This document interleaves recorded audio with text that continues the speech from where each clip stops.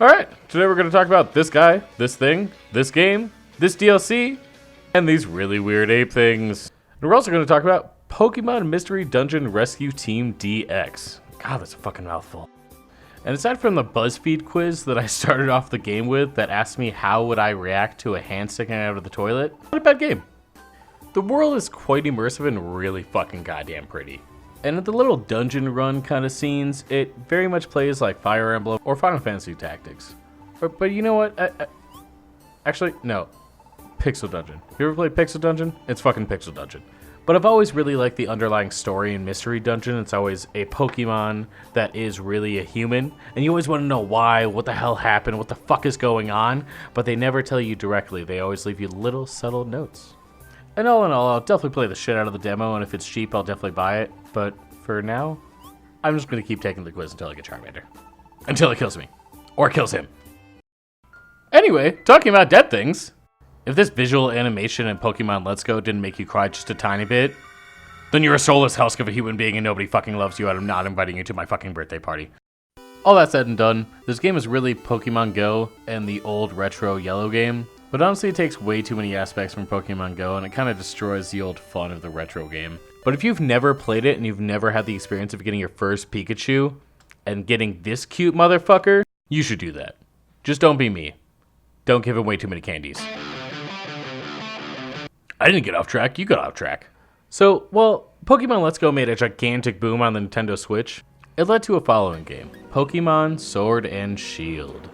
There was a lot of fan-based complaints because they didn't give the full roster and they used a lot of old Pokemon to just rehash into new forms like this Gigantamax. And don't get me wrong, I definitely sharded the tiniest bit when I saw the first Gigantamax form. But honestly, after 100 hours of gameplay, the Gigantamax form gets really fucking stupid. Like really, the only time that you ever use it is when you're in the tower.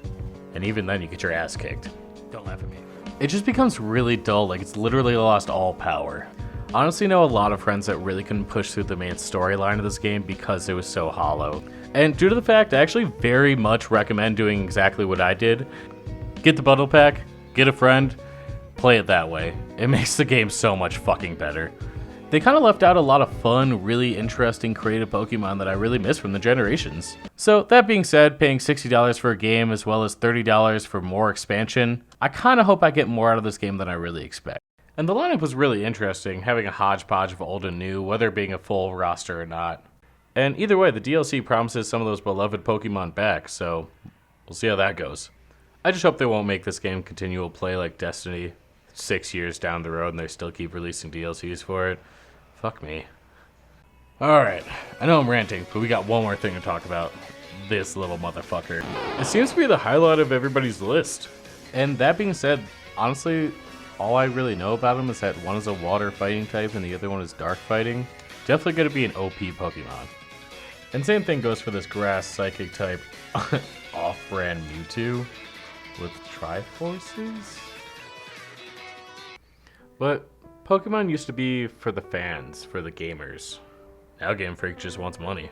You know, and they're fun, and there's something new for the younger generation to play, especially if you never saw the show growing up or played the game growing up and had that emotional connection to Pokemon. But it really does seem like Game Freak lost a little bit of faith here. And I'm not saying that's a terrible game. I've definitely played worse games. I just expect a little bit more from a game that I enjoyed so much as a kid. It's kind of like 15 years later, Kingdom Hearts 3. Eh.